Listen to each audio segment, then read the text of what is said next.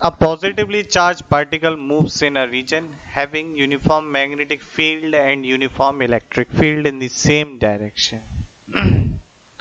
तो बच्चों ये एक पॉजिटिवली चार्ज पार्टिकल के लिए मैग्नेटिक फील्ड की डायरेक्शन भी यही है एंड इलेक्ट्रिक फील्ड की भी डायरेक्शन यही है.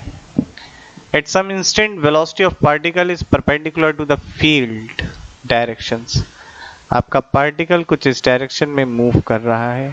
The path of the particle will be. अभी आप अगर ध्यान से देखें तो इस वेलोसिटी का इलेक्ट्रिक फील्ड की डायरेक्शन में कोई कंपोनेंट नहीं है. दैट्स वाई इसकी जो अभी इनिशियल पाथ होगा वो सर्कुलर पाथ होगा. लेकिन अगर मैं बात करूं कि इधर की तरफ एक इलेक्ट्रिक फील्ड है तो इस इलेक्ट्रिक फील्ड की वजह से एक फोर्स QE लगेगा.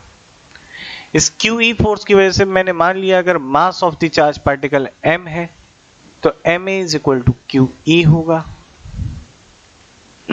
और मैं बात कर रहा हूं ये x डायरेक्शन में एक्सेलरेशन की. तो ax बराबर हो जाएगा आपका QE by m. Now particle is also gaining the velocity in the direction of electric field. So this is V parallel and it is equal to Q0 plus QE t by m.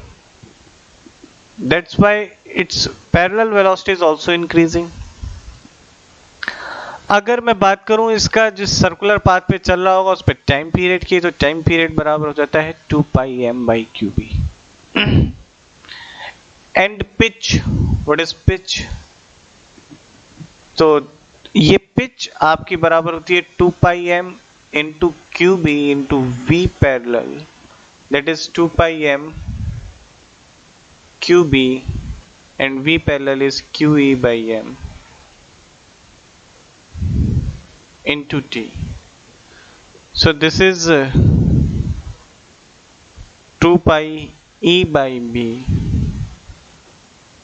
into T. तो आपकी ये pitch आ जाती है. अब आप देखिए pitch time dependent है, यानी कि आपकी इसकी पिच टाइम के साथ इंक्रीज कर रही है और ये हेलिक्स पाथ पे चलेगा तो डी ऑप्शन सही हो जाता है.